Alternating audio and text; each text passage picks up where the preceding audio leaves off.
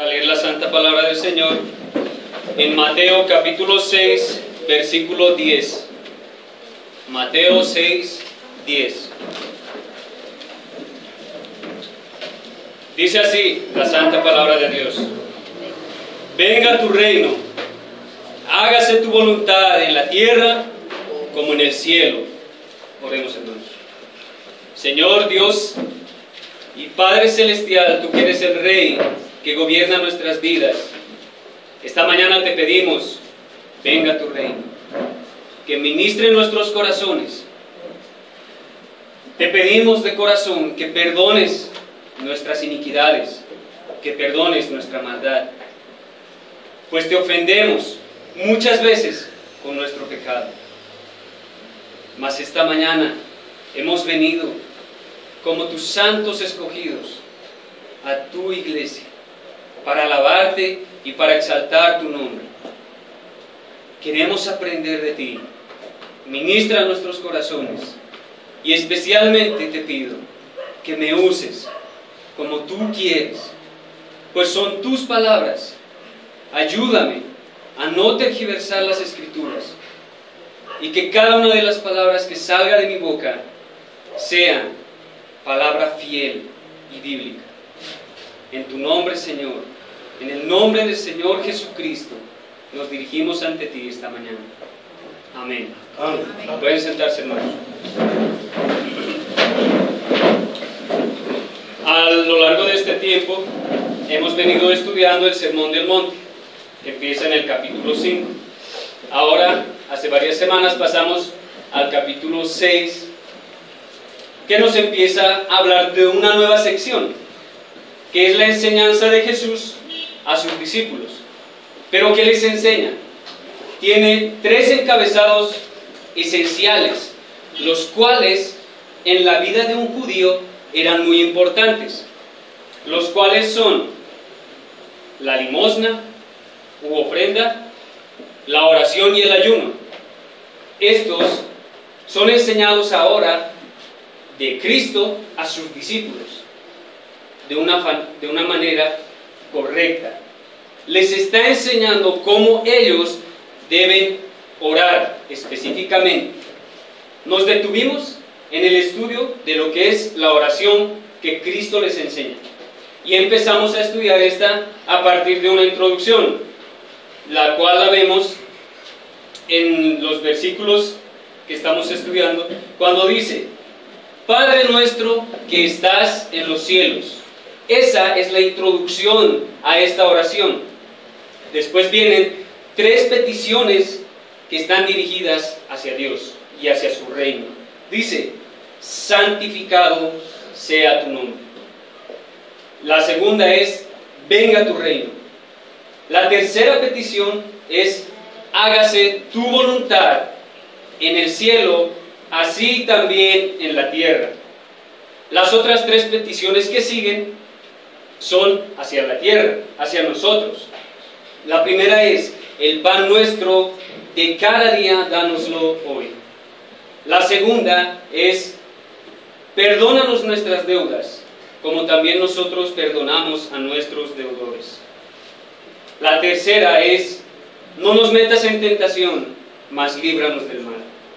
Y la doxología final, que dice: porque tuyo es el reino y el poder y la gloria por todos los siglos. Y la iglesia dice: amén. La semana pasada el hermano Gustavo nos había enseñado acerca de la primera petición hacia arriba, que es: santificado sea tu nombre. Ahora estudiaremos 2 peticiones más que van dirigidas hacia arriba y se encuentran en el versículo 10 que habíamos leído. Venga tu reino y hágase tu voluntad como en el cielo, así también en la tierra. Así que el tema de hoy básicamente es el reino de Dios para el creyente y la voluntad de Dios que se cumple en el cielo para la tierra. Y eso es lo que añoramos los cristianos al decir estas palabras. El sermón del día de hoy lo he titulado Un rey, un reino y una voluntad. Lo he dividido en dos porciones. La primera es el rey y su reino. Y el segundo punto es el rey y su voluntad. Pasemos a estudiar el primer punto, que es el rey y su reino. Aprendimos que el reino de Dios es el pueblo de Dios, en el lugar de Dios, bajo el gobierno de Dios, con la bendición de Dios. Hoy hablaremos un poco más sobre el gobierno de Dios. ¿Por qué? Porque a lo largo de este tiempo, en las primeras enseñanzas a cargo del pastor Héctor, hemos venido estudiando el reino de Dios. Hemos ahondado mucho acerca de este tema. Yo quiero hablar un poco más de lo que es la voluntad de Dios. Desde Génesis vimos lo que es el reino y lo hemos estudiado mucho. Vimos el reino de los patriarcas, el reino en la caída, el reino instituido. Ahora, cuando el cristiano dice en esta oración, venga tu reino, automáticamente está pidiendo el gobierno de Dios para su vida. Según este contexto, Jesús, en esta porción de las Escrituras, está enseñando a sus escogidos. El Señor Jesucristo está en ese monte enseñando a sus discípulos, a aquellos creyentes verdaderos. Les enseña esta oración y en esta porción específica habla de un reino particular de Dios para el creyente. El pastor Sugel Michelin, en una prédica, habla de dos aspectos al referirse a lo que es el reino de Dios. Habla de un reino universal y de un reino particular. Ahora, ¿qué podemos entender por lo que es el reino universal? En el que todo lo que Dios quiere se hace. Todo su reino es el universo. Los cielos, la tierra y todo, absolutamente todo lo que Él ha creado, son su reinado. Él gobierna todo lo que existe. Ahora, veamos una pequeña ilustración acerca de lo que es este reinado universal. Imaginen a un pintor experto para usar lo que son las pinturas, o sea, acuarelas, y él se propone algo. Agarra un lienzo y dice, voy a empezar en este lienzo a pintar el universo. ¿Qué es lo que hace primero? Lo planifica. Él dice, bueno, voy a empezar a pintar el fondo negro, después voy a pintar pequeñas estrellas alrededor, todas las que entren, después él pone la luna, el sol, y después viene a pintar todo lo que es nuestro sistema solar, el sol y todos los planetas. Él tiene un plan de desarrollo para completar este cuadro, que lo realiza paso a paso y en un tiempo determinado. Él realiza este plan, como les decía, antes de empezar el lienzo, pero su fin aún no llega. Aún falta que su cuadro esté terminado. Él empieza a darle detalles mínimos a lo que es la tierra. Empieza la división. Esto va a ser tierra, esto va a ser la parte de vegetación, y empieza a poner personas, y aquí y allá. Y lo hace minuciosamente. Pero él tiene un plan, terminar ese cuadro, el cual solo él lo conoce, porque él se ha determinado a hacer este cuadro. Él ya ha decidido cómo terminar, ya tiene la fecha, tiene exactamente todo bien planeado. Podríamos decir que el pintado de este cuadro es progresivo. Así que, ¿quién es el que gobierna su cuadro y todo lo que en él existe? El pintor. Dios es quien se propuso en sí mismo y sin consultar a nadie el cómo, cuándo, dónde, por qué y para qué realizar este cuadro. Hermanos, todo está bajo el gobierno de Dios y su reinado es universal, pues Él controla todo lo que acontece dentro de este mundo y todo lo que no acontece. Él sabe lo que va a hacer y lo que no va a hacer en este mundo y en todo el universo. Ahora, también da a conocer Sugel Michelén en su prédica un reino particular que va referido al creyente verdadero. Pues esta oración Cristo la enseña, como les dije, a sus discípulos. Es distinto del reino universal, ya que ahora se ve la obediencia activa del creyente como hijo de Dios.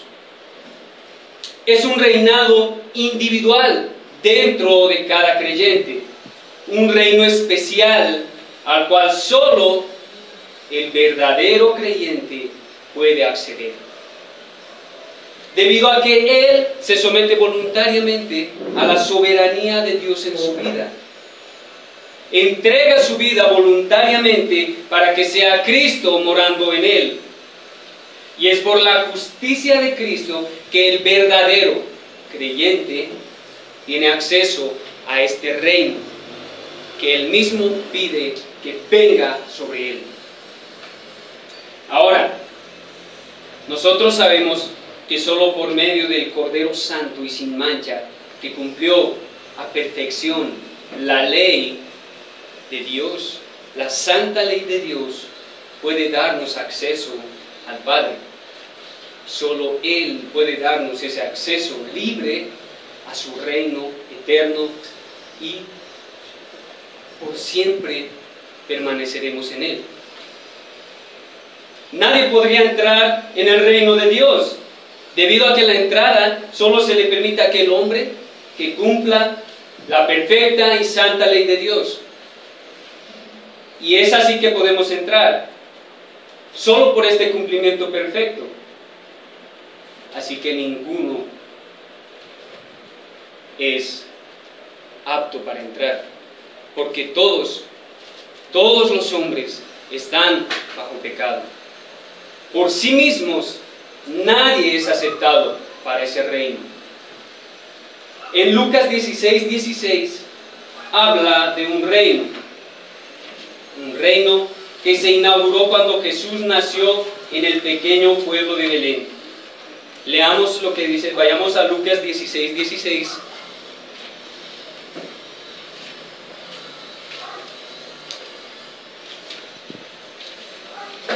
Dice así: la ley y los profetas se proclamaron hasta Juan. Desde entonces se anuncian las buenas nuevas del reino de Dios y todos se esfuerzan por entrar en él. Todos quieren entrar en ese reino. Pero ¿qué dice Cristo? Es más fácil que desaparezcan el cielo y la tierra que caiga una sola tilde de la ley. La ley nos condena a causa de nuestro pecado y de la falta de obediencia a la ley santa de Dios. ¿Qué dice? Este reino fue inaugurado por Cristo. En Mateo capítulo 2, versículo 2, dice: un rey ha nacido. ¿Quiénes lo dicen? Los pastores. Dice: ¿dónde está el que ha nacido? ¿Rey de los judíos? Preguntaron ellos. Vimos levantarse su estrella y hemos venido a adorarlos. Son personas sabias que tienen mucho entendimiento. Ellos reconocen que ha nacido un rey. Y a partir del nacimiento de ese rey se inauguró un reino celestial. Él vino a inaugurar el reino en esta tierra. Ahora, dice que el primero en predicar en Mateo acerca de el reino de Dios es Juan el Bautista. Él predica el reino de Dios y a Cristo como rey. A partir de Mateo capítulo 3, versículo 2, dice: decía Juan el Bautista, arrepiéntanse porque el reino de los cielos está cerca. Juan era aquel de quien había escrito el profeta Isaías. Él estaba preparando el camino para el reino de Jesús, para el reino de aquel rey perfecto, santo, el único capaz de cumplir la ley de Dios. Ahora, este reino se ha acercado y se está expandiendo. El reino de Jesús, nuestro Señor y Salvador, mora en cada uno de nosotros cuando pedimos que venga su reino. Y debido a la unión que tenemos con Él, Él nos hace aceptos delante de Dios. Estamos sentados reinando juntos, reinando como el cuerpo de Cristo que es la iglesia. Los miembros somos ya parte de este reino celestial, pues fuimos adoptados por medio de Cristo para ser hijos del Padre. Y esa es la petición que hacemos cuando nosotros pronunciamos estas palabras: venga tu reino. Jesús como nuestro Rey, gobernando nuestras vidas, y a nosotros los creyentes obedeciendo con gozo las leyes que ya no son más maldición, sino que son hechas bendición para seguir una vida en santidad por medio del Espíritu Santo de Cristo Jesús, nuestro Señor. En Romanos capítulo 8, versículo 1 y 2 dice, ¿podemos ir a él? Romanos 8.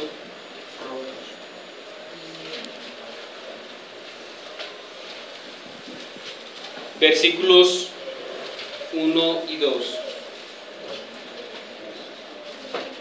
Dice así: por lo tanto, ya no hay ninguna condenación para los que están unidos a Cristo Jesús, pues por medio de Él, la ley del Espíritu de vida me ha liberado de la ley del pecado y de la muerte. Pues por medio de Él, ¿de quién? De Cristo. La ley del Espíritu de vida, por medio de Él, este Espíritu de vida ya no nos condena, pues Él ha cumplido toda la ley perfectamente. Y ya no estamos bajo pecado, pues estamos unidos a Él. Y Él dice en las Escrituras, la Iglesia Santa, los santos escogidos de Dios. Ahí no dice los pecadores, dice los santos escogidos de Dios. Nos santifica en Él. ¿Por qué? Porque estamos bajo su reinado. Él es nuestro Rey. Nosotros hemos decidido postrarnos delante de Él. Voluntariamente hemos accedido delante del trono de la gracia por medio de Cristo Jesús, humillándonos a nosotros mismos, para que ya no gobierne más en nosotros ese pecado, sino que sea Cristo quien gobierne en nosotros. Ahora, vemos que estos, de alguna forma, dos tipos que dice el reino universal y particular, son la muestra de que el Señor aún gobierna en esta tierra. Aunque muchos dicen, no, es la naturaleza quien hace todo. No, es Dios quien aún sigue pintando ese cuadro. Es Él que aún está haciendo su obra en esta tierra y en todo lo que Él ha creado. Hermanos, pasemos a la segunda petición, que está muy ligada estrechamente a la primera. El segundo punto que les dije es el Rey y su voluntad. En el texto dice, hágase tu voluntad, como en la tierra como en los cielos, como se hace en el cielo. Ahora, ¿por qué Cristo da esta importancia en la oración a la petición de que la voluntad de Dios que se hace en el cielo venga a la tierra. En la versión, en la nueva versión internacional están cambiadas las palabras. En la Reina Valera primero pone el reino de Dios y luego la tierra, pero en la NBI dice primero que se haga en la tierra como en el cielo. Entonces primero vamos a hablar de esta voluntad cumplida en la tierra y luego hablaremos de esa voluntad cumplida en el cielo. Así que en este punto quiero enseñarles dos tipos de voluntad que se cumplen. Voluntad de Dios. Empecemos con describir estos dos tipos de voluntad. En la teología sistemática de Berkov encontramos que habla de la voluntad decretiva de Dios, es decir, los decretos, y la voluntad preceptiva de Dios. La primera es la que se cumple por sobre todas las cosas. Es la que Dios mismo ha decretado dentro del consejo eterno, y lo podemos ver en Efesios capítulo 1. En Efesios vemos la voluntad de Dios que se ha hecho en Él mismo, que Él mismo se ha determinado para este mundo y para todo lo que Él quiere. En Efesios capítulo 1 nos habla varias veces de la voluntad de Dios. Y empieza así, dice el apóstol Pablo primeramente, enfatiza en lo que es la voluntad de Dios. Dice, Cristo Jesús por la voluntad de Dios. Cristo Jesús se sostuvo mientras estuvo en esta tierra a la voluntad de su Padre. Recordemos la oración que él hizo, que le dijo, Señor, si fuera posible, Padre, si fuera posible, que esta copa de ira no caiga sobre mí. Pero ¿qué le dijo el Señor? No, esta es mi voluntad y tienes que hacerla. Y él se sometió voluntariamente a la voluntad de su Padre. Cristo mismo se sometió a la voluntad de Dios. Ahora, en otro punto que habla de la voluntad de Dios, vemos que continúa y dice, en el que los escogió desde antes de la creación del mundo, en Él, es decir, en Cristo. Este consejo eterno que se hizo antes de la creación, ahí Dios dijo, esta es mi voluntad. Y Cristo voluntariamente aceptó hacer la voluntad del Padre. Ahora vemos también que Él planeó la salvación de los creyentes por medio de Cristo Jesús, porque Él era el único que podía cumplir la ley perfectamente. También podemos ver lo que es esta voluntad en Salmos 115, versículo 3. Vayamos ahí rápidamente. Salmos 115, versículo 3. Dice así, nuestro Dios está en los cielos y puede hacer lo que le parezca. El Señor tiene el derecho y tiene la soberanía de hacer lo que Él quiera en esta tierra y en todo lo que Él ha creado, porque Él es dueño de todo lo que existe. Vemos también esto en Salmo 135, 6, no lo vamos a leer por la falta de tiempo, pero ahora, la segunda voluntad que enseña en la teología sistemática es la voluntad preceptiva, sus preceptos, sus mandatos y sus leyes santas, las cuales las vimos en la primera enseñanza, en Éxodo 20, les da a conocer su santa ley. que ellos la debían cumplir, no para ser salvos, sino para que sean santos hijos del Dios, santos escogidos dentro del reino de Dios. Ese era el objetivo, no que se salven por medio de la ley, sino que la sigan y se santifiquen a sí mismos por medio de ella. Ahora, cuando se inaugura el reino, haciendo una relación con la voluntad de Dios, en Mateo 4:17 Jesús dice: arrepentíos porque el reino de los cielos se ha acercado.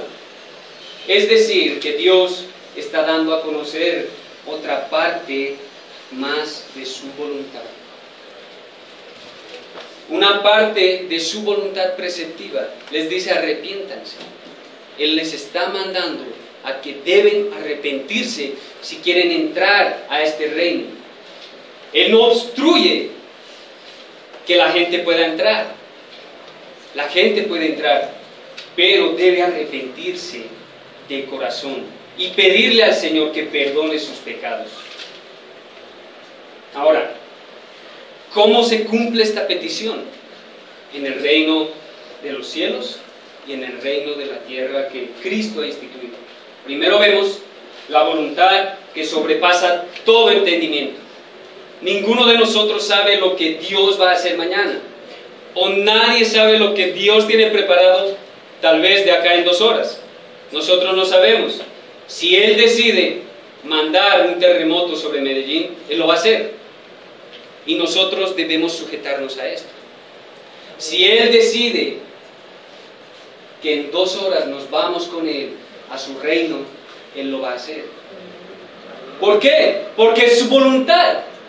Es la santa voluntad del santo rey que está sentado en su trono gobernando por sobre toda la creación. No hay absolutamente que esté nada por encima de Él. Él es el único rey, dueño y señor de este mundo y de nosotros como sus hijos. Todos y cada uno de nosotros desobedecemos muchas veces a los mandamientos, a los preceptos. La voluntad decretiva de Dios no se puede desobedecer. No hay nada que esté en contra de ella. Pero la voluntad preceptiva que habla de los mandamientos y de sus preceptos, nosotros la desobedecemos y vamos en contra de ella. Y a causa de este pecado que mora en nosotros, nos hacemos enemigos de Él. Pero ¿qué dice Él? Por Cristo Jesús, nuestro Señor y Salvador, nos ha santificado y nos ha hecho aceptos delante de Dios.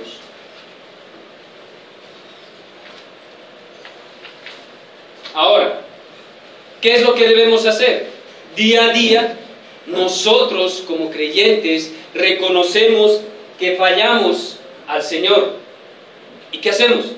Nos arrepentimos, porque sabemos que somos imperfectos.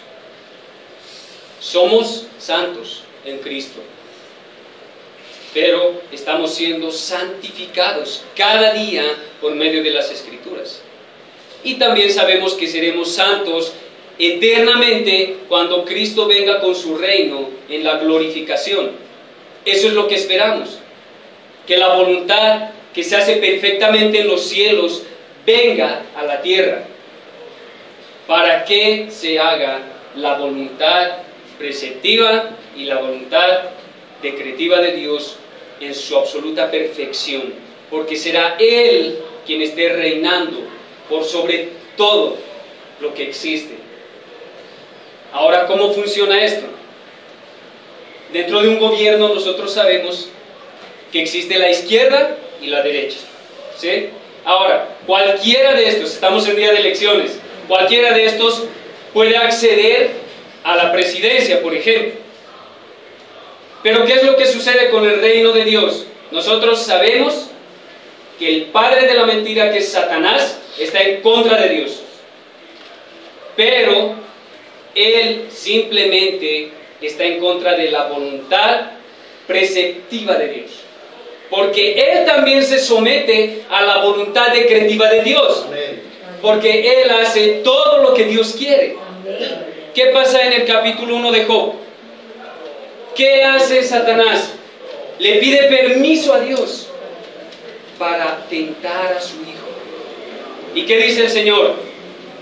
Pruébalo, pero no toques a mi hijo, no toques a mi escogido, no toques su vida. ¿Qué pasa con él? Al final queda sin nada, pero no peca en contra de Dios. Pero ¿qué hace el diablo? Nuevamente va ante él, se presenta ante Dios y le dice: sí, es que tú igual lo has estado sosteniendo. Mas vemos que él también se somete a la voluntad decretiva de Dios. Es cierto, está en contra de él. Al igual que en los gobiernos pasa. Es por eso que la democracia no encaja en la Biblia. La democracia no encaja, ¿por qué? Porque nosotros solo tenemos un rey soberano, y ese es Dios. Y no hay nadie que pueda ocupar su lugar. No hay nadie que pueda sentarse en el trono a reinar. Es por eso que el diablo jamás podrá reinar, aunque él quiera usurpar ese trono celestial. En el gobierno, como les decía, cualquiera de estos dos puede gobernar, ya sea a la izquierda o ya sea a la derecha. Pero, ¿qué pasa cuando uno asciende a la presidencia? El otro se somete a las leyes, pero no se somete voluntariamente porque igual sigue reclamando. Es que yo no quería que ese presidente haga ese puente ahí que se está cayendo. Y empiezan a reclamar en contra de él. Es que yo no quería esa nueva ley que hicieron, porque cada vez me sacan ahí fotomultas y tengo que pagar más plata. No, yo no quería eso. Están en contra. Y es de esta forma que los que no son creyentes van en contra de Dios, pecando en contra de ese rey soberano. Había visto dentro de la ilustración que el diablo también tiene su partido político, que aparentemente él piensa que puede acceder al trono de Dios, porque él quiere usurpar ese trono. Desde el principio ese ha sido su objetivo. De esa misma forma tentó a Adán y Eva. Él quería que ellos también se rebelen en contra de Dios. ¿Para qué? Para que ellos hagan parte de su partido político. Yo había llamado a este partido político afíliese, por las palabras que encontramos en Gálatas 5. Nos muestra los frutos de la carne, que son pecados. ¿Por qué afíliese? A, adulterio; F, fornicación; I, inmundicia; L, lascivia; I, idolatría; E, enemistad; C, celos; E, envidias. Todos estos hacen parte de ese partido político al cual muchos impíos pertenecen. Ese partido político piensa que algún día va a derrocar a ese rey que está sentado, a ese rey soberano. ¿Y saben cómo le hacen propaganda política?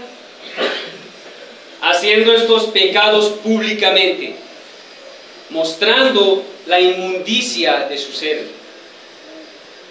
Ellos piensan que practicando estos pecados son aceptos delante de Dios. Ellos no se dan cuenta, pues viven como cuerpos muertos en sus delitos y sus pecados.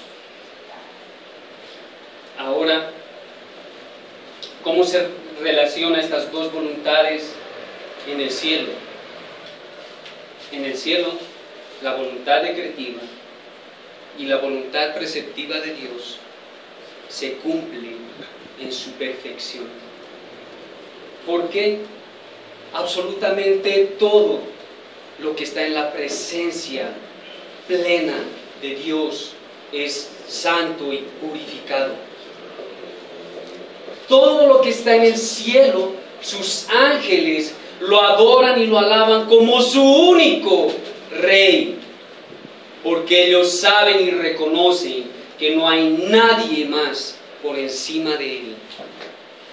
Nosotros muchas veces, a causa del pecado, nos enceguecemos y pensamos que nosotros podemos reinar en alguna forma en nuestras vidas. Decimos, Señor, que venga tu reino. Pero no toques mi trabajo, eso es mío. Pero Señor, no toques mi automóvil, eso es mío. No, si yo digo que el Señor venga a mi vida, yo debo entregarle todo lo que es de Él. Nunca nada ha sido mío. El Señor derrama bendición sobre mí, al igual que en Job, pero mañana Él me lo puede quitar. ¿Eso acaso va a hacer que yo desconfíe de Él? No. Eso va a ser más bien que me someta a Él, al igual que el pueblo de Israel en el desierto. Ellos salieron al desierto, pero fueron cuidados por Dios, fueron preservados por Dios y fueron libertados por Dios, como veíamos en la primera enseñanza. Fueron libertados de su pecado, fueron libertados de la idolatría. Ahora nos hacemos siervos delante de Dios. ¿Para qué? Para que Él nos pueda hacer libres del pecado y para que podamos ser libres de andar gozosos por medio de su ley. ¿Cuál es la voluntad de nuestro Dios? Que seamos santificados cada día. Su palabra lo dice en 1 Corintios.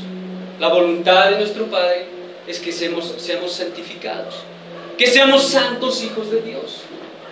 Esa es la voluntad. Y la voluntad que esperamos es el cumplimiento que Él mismo nos muestra en sus Escrituras, que un día el Rey soberano venga sobre nosotros y nos pueda glorificar junto con Él, para que ya no abunde más, para que ya no reine más el pecado en nuestras vidas. Esperamos ese día glorioso y majestuoso, que el Señor venga como nuestro único Rey, que nos liberta del pecado.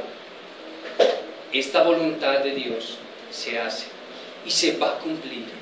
Y nosotros, como creyentes, esperamos en Él. Hermanos, esta oración fue enseñada por Cristo a sus discípulos. Tiene gran profundidad y mucha sabiduría.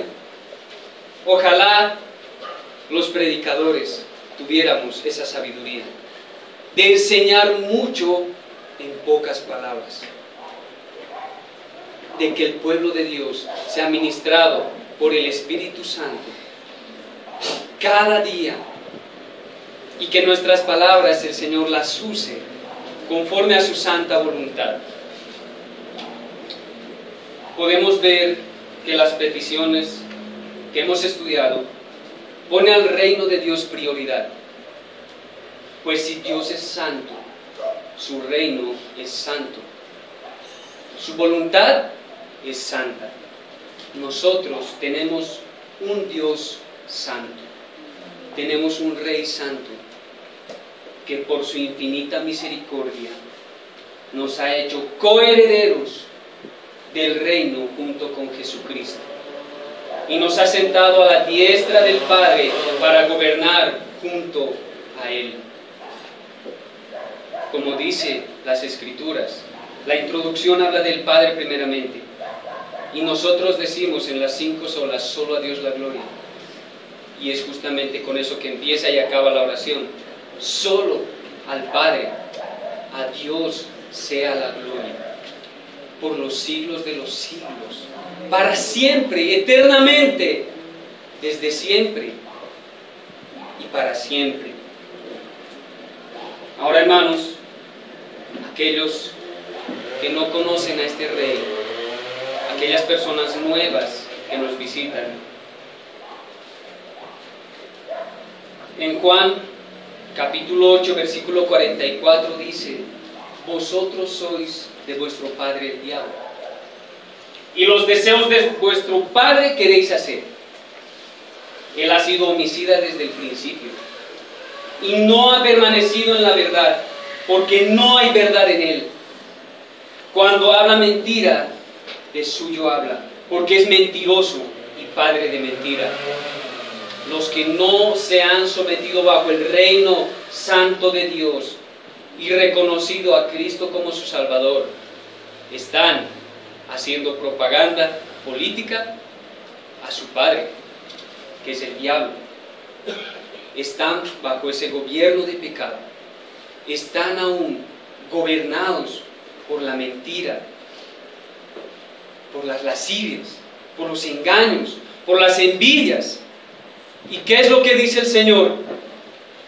Vosotros sois de vuestro padre el diablo.